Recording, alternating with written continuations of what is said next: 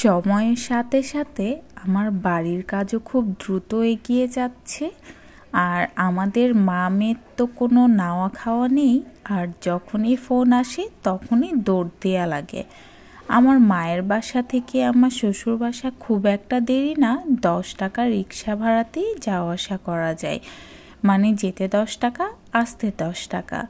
তো মাঝে মধ্যে দেখা যায় আপনার ভাইয়া আমাদেরকে নিয়ে চলে আসে, না তাছাড়া আমরা একা একাই চলে আসি।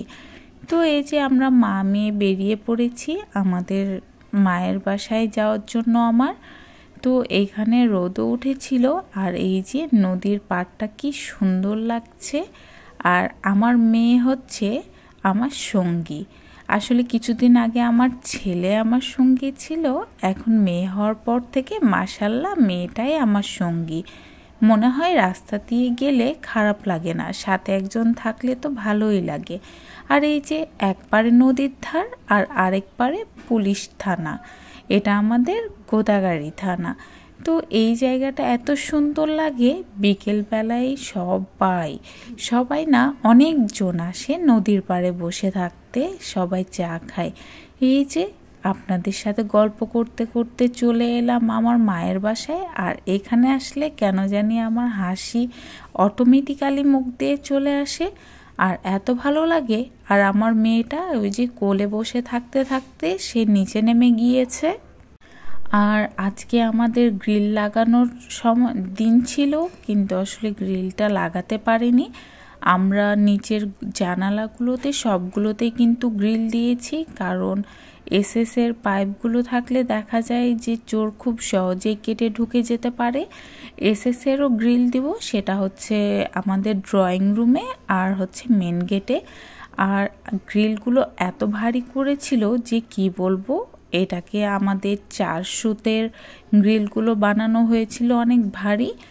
আর এই দিকে কাজ শেষ করতে না করতে চলে এসেছিল টাইলস মিস্ত্রি।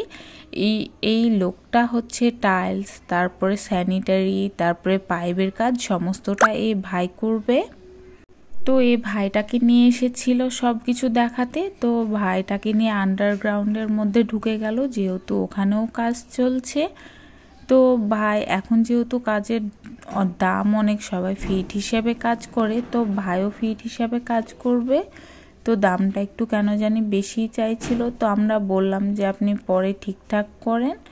তো আমরা বললাম যে আপনার কাজের অভাব নাই আর আমাদের লোকের অভাব নাই, তাই যদি একটু কম ধরতেন আমাদের জন্য সুবিধা হতো। তো এভাবে করতে করতে অনেকক্ষণ হয়ে গিয়েছিল। এই তো মিস্ত্রিরা আবার খাবার নিয়ে চলে এসেছিলো ওদের খাবারের জন্য। আর আমরা এখানে অনেকক্ষণ দাঁড়িয়ে ভাইয়ের সাথে কথা বলছিলাম। আর এই যে কথা বলা শেষে আপনার ভাই কিন্তু মোটরসাইকেল নিয়ে এসেছিলো আমাদের নিয়ে যেতে। আর এই তো আমাদের হাই স্কুল, প্রাইমারি, কলেজ আমার বাসার মায়ের বাসার সামনেই।